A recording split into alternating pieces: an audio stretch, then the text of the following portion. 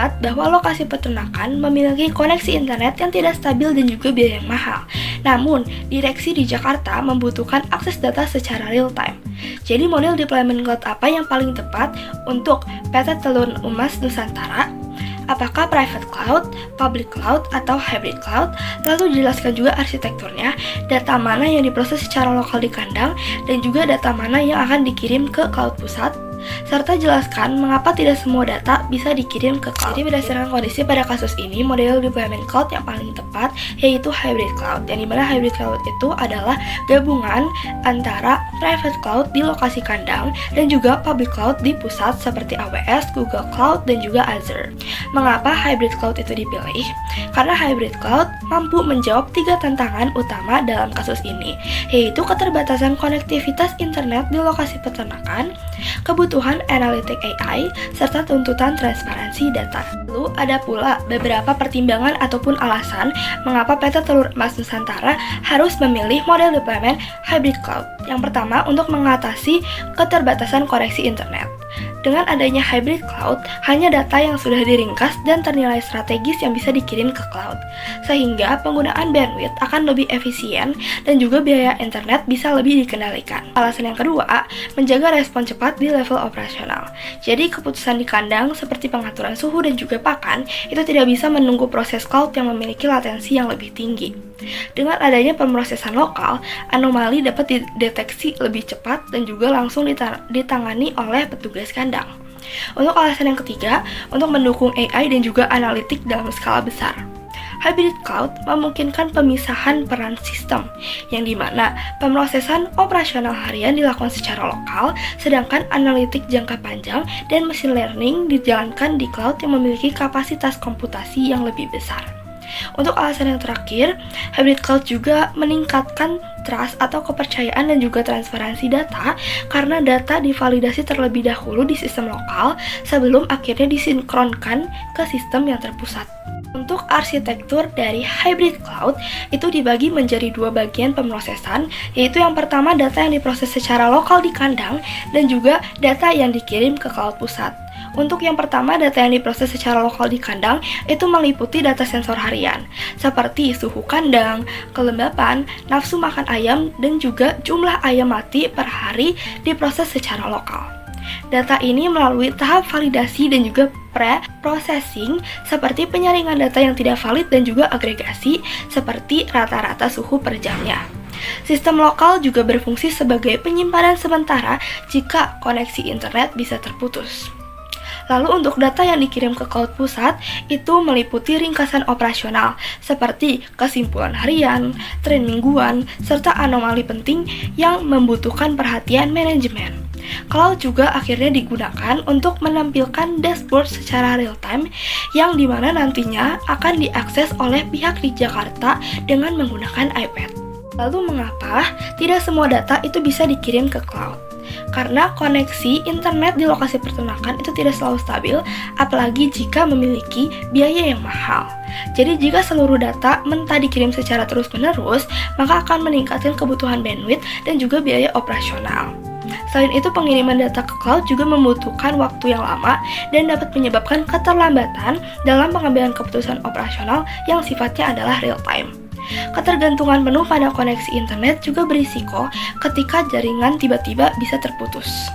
Halo semuanya, nama saya Ivana Gavriel Ignatius dengan NIM 28023434516.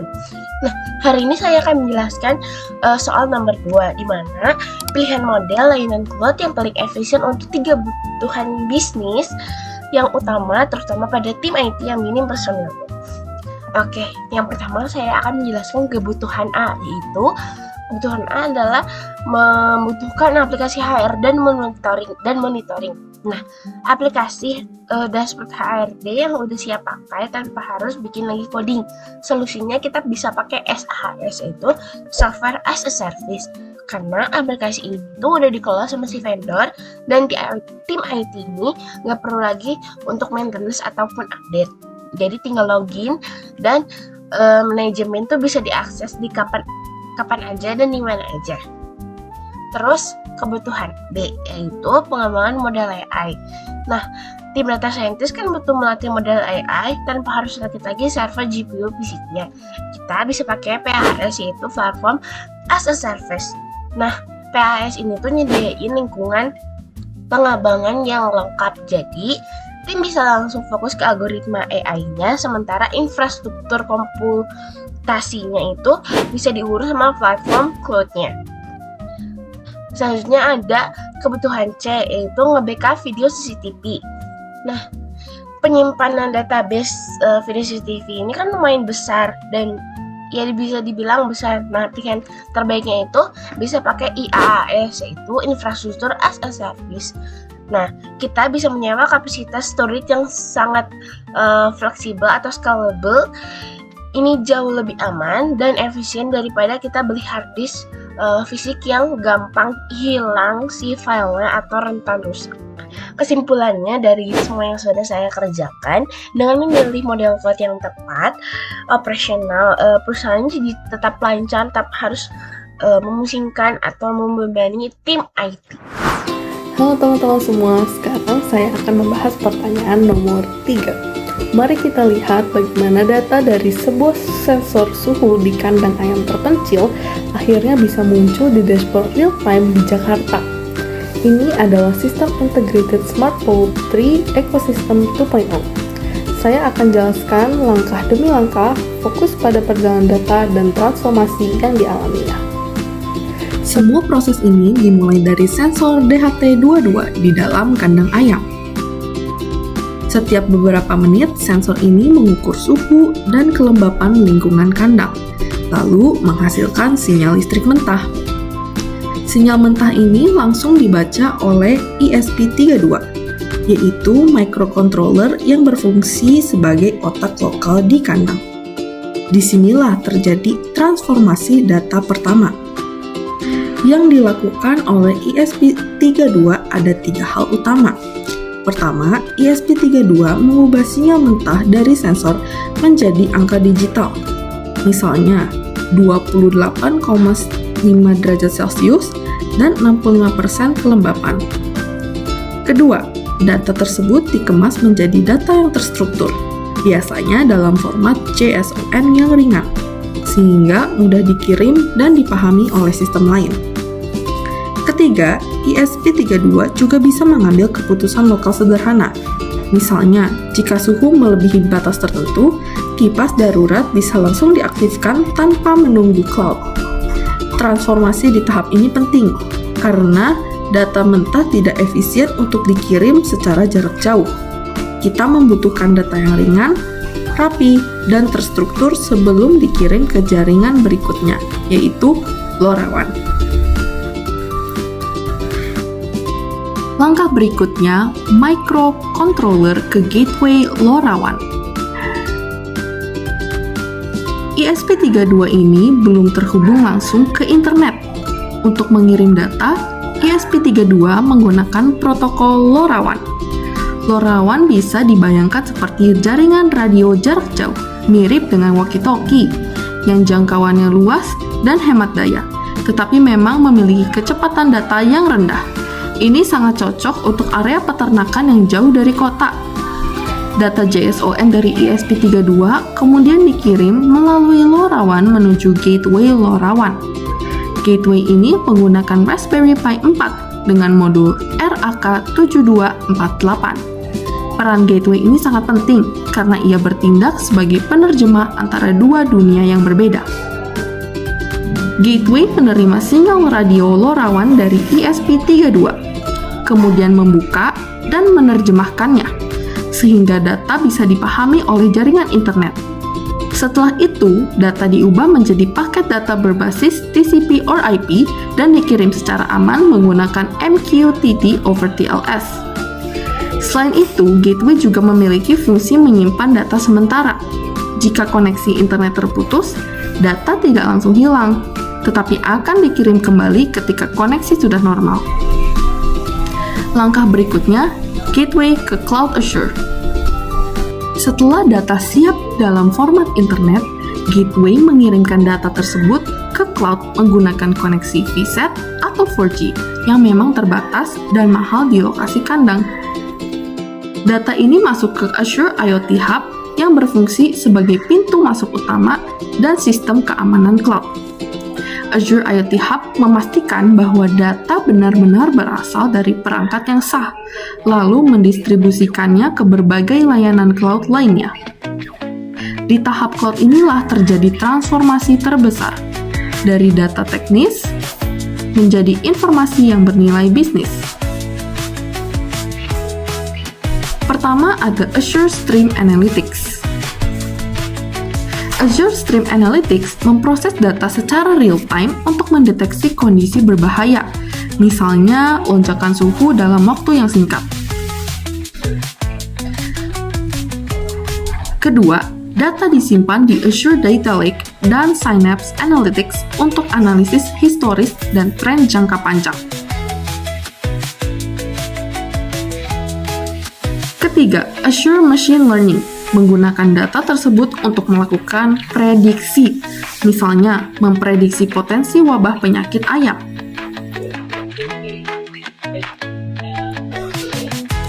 Terakhir, semua hasil analisis ini divisualisasikan melalui Power BI, sehingga direksi di Jakarta bisa langsung melihat kondisi kandang melalui dashboard di iPad mereka. Jadi, data yang awalnya hanya berupa angka suhu, di cloud dia berubah menjadi peringatan, prediksi, dan pengambilan keputusan. Dengan arsitektur berlapis ini, sistem akan menjadi lebih tangguh, lebih hemat biaya, dan jauh lebih cerdas. Arsitektur ini merupakan contoh hybrid edge cloud system, di mana pemrosesan cepat dilakukan di lapangan, sementara analisis mendalam dilakukan di cloud. Pendekatan ini memungkinkan peternakan di lokasi terpencil tetap mendapatkan manfaat penuh dari teknologi IoT, cloud, dan AI. Sebagai ringkasan, mungkin muncul pertanyaan, mengapa data tidak langsung dikirim saja ke cloud sejak awal? Jawabannya adalah karena setiap lapisan sistem memiliki keterbatasan dan kebutuhannya sendiri. Di tingkat ESP32, data diubah dari sinyal mentah menjadi data terstruktur agar efisien dan bisa digunakan untuk respon cepat. Di tingkat gateway, data diubah dari bahasa radio LoRaWAN menjadi bahasa internet agar bisa dikirim ke cloud global. Di tingkat cloud, data mentah diolah menjadi insight, prediksi, dan visualisasi yang bisa dipahami oleh manusia. Dengan arsitektur berlapis ini, sistem menjadi lebih tangguh, lebih hemat biaya, dan jauh lebih cerdas.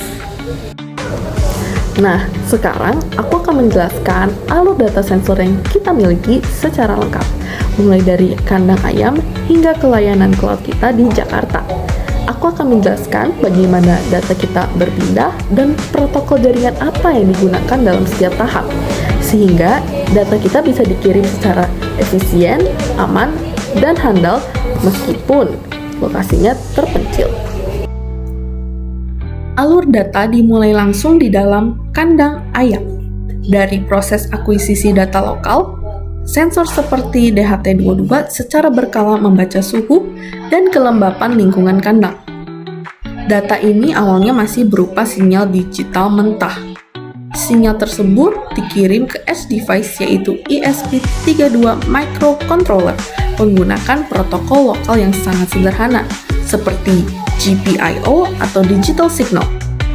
Protokol ini hanya berfungsi sebagai penghubung jarak dekat antara sensor dan ESP32, bukan untuk komunikasi jaringan. Setelah menerima sinyal tersebut, ESP32 memprosesnya dan mengubahnya menjadi data terstruktur, sehingga siap untuk dikirim ke jaringan berikutnya. Setelah data siap, ESP32 mengirimkan paket data tersebut ke gateway menggunakan jaringan nirkabel LoRaWAN. LoRaWAN dipilih karena sangat efisien untuk lingkungan peternakan. Jangkauannya jauh, konsumsi dayanya rendah, dan cocok untuk pengiriman data berukuran kecil. Dalam sistem ini, komunikasi LoRaWAN menggunakan Class A, yang berarti perangkat hanya aktif saat mengirim data, sehingga sangat hemat energi.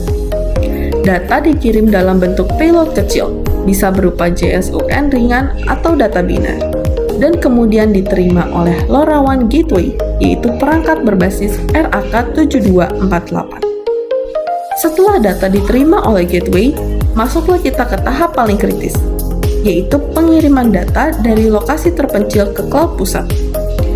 Gateway menggunakan koneksi internet yang tersedia di lokasi, dengan VSAT atau Starlink sebagai koneksi utama, dan 4G LTE sebagai cadangan jika memungkinkan.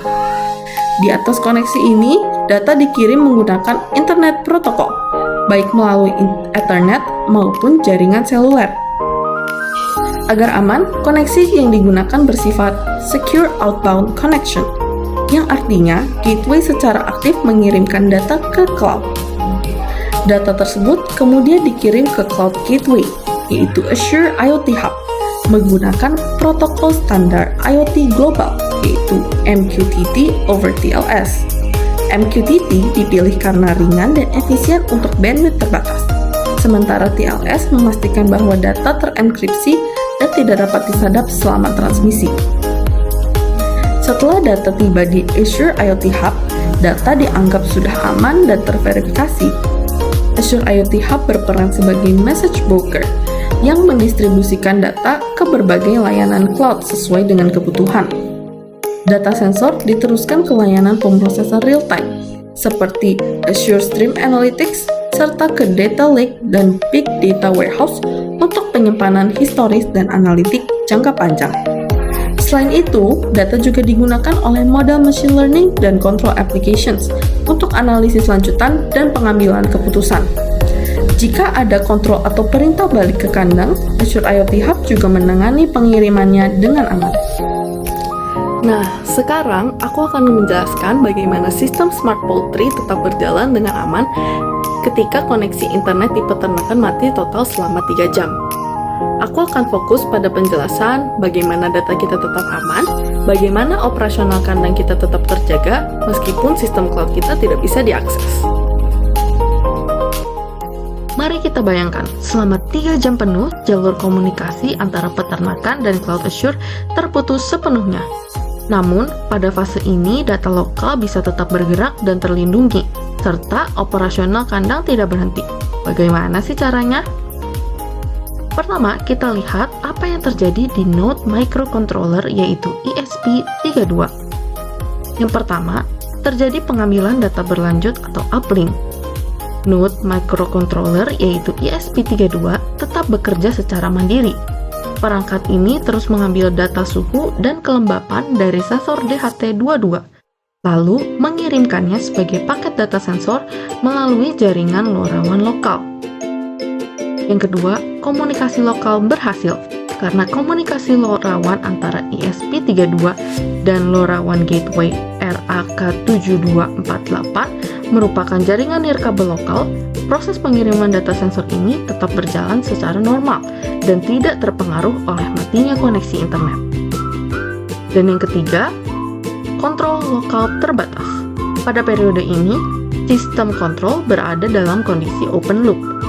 Kontrol dasar terhadap actuator ventilation fan kandang hanya bergantung pada logik sederhana yang sudah tertanam di ESP32. Misalnya, kipas akan menyala otomatis ketika suhu melewati ambang batas tertentu. Sementara itu, perintah kontrol lanjutan yang biasanya dihasilkan oleh ML models atau Azure Functions and Logic Apps di cloud tidak dapat mencapai perangkat. Selanjutnya, kita lihat peran gateway yang menjadi titik paling krusial dalam kondisi ini. Yang pertama, gagal terhubung ke cloud. Gateway berhasil menerima seluruh paket data LoRaWAN dari ESP32.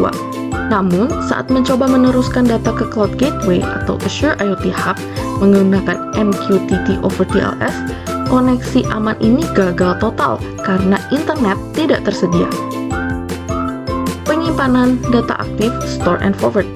Disinilah peran krusial Raspberry Pi 4. Dengan fitur store and forward, Gateway tidak membuang data yang gagal dikirim, melainkan menyimpan seluruh data sensor secara lokal di penyimpanan permanen seperti hard drive atau kartu SD.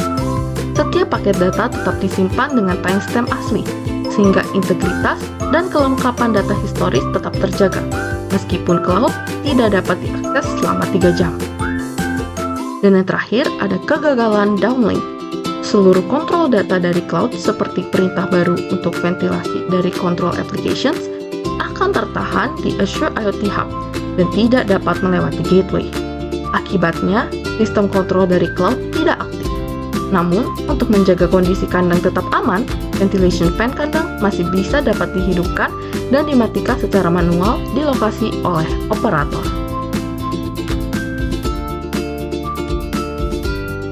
Sekarang kita masuk ke fase kedua, yaitu ketika koneksi internet kembali pulih. Misalnya Starlink aktif kembali atau jaringan 4G tersedia. Yang pertama, koneksi dibuat ulang. Gateway akan segera mendeteksi koneksi internet yang pulih dan secara otomatis membangun kembali koneksi aman IP over Ethernet atau seluler ke Azure IoT Hub. Yang kedua ada penerusan data atau data burst. Fitur store and forward kemudian akan mengirim seluruh data sensor yang tersimpan selama 3 jam ke Azure IoT Hub secara berurutan.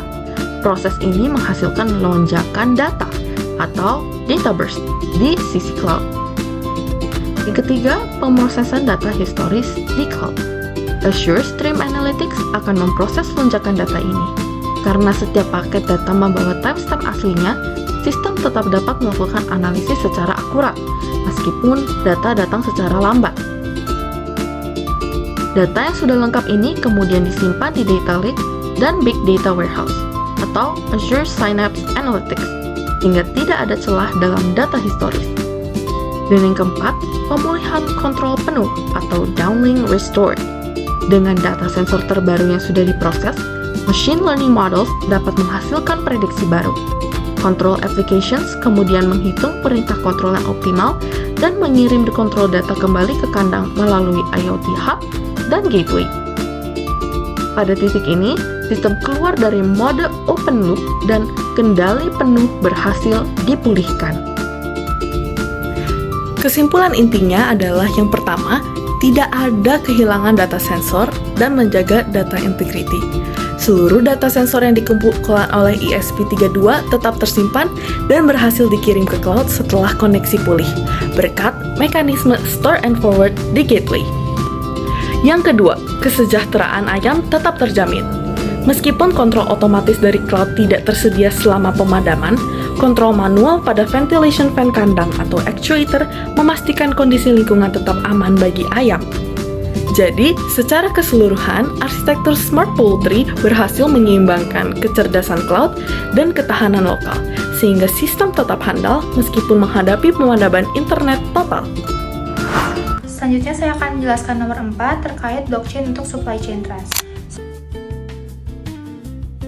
Solusi blockchain ini dirancang untuk memastikan dan meyakinkan pihak supermarket bahwa telur yang dikirim oleh PT Telur Emas Nusantara tetap segar dan memenuhi standar kualitas.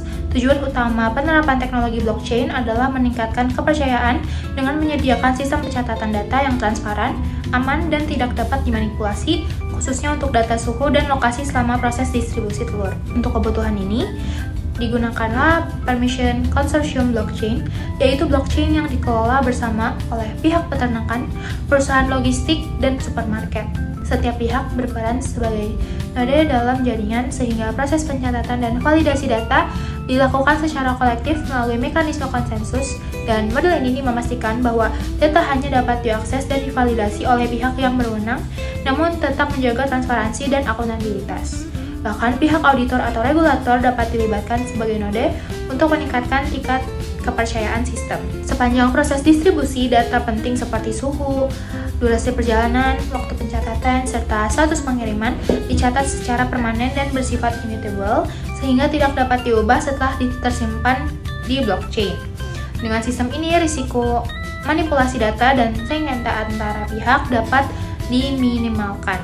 Untuk mengotomatisasi proses verifikasi kualitas dan pembayaran, digunakanlah smart contract. Smart contract ini bekerja secara otomatis berdasarkan data sensor suhu pada truk pengiriman. Namun, data dari sensor tidak langsung masuk ke blockchain, melainkan terlebih dahulu diproses oleh Oracle. Oracle berperan sebagai penghubung antara dunia nyata dan blockchain.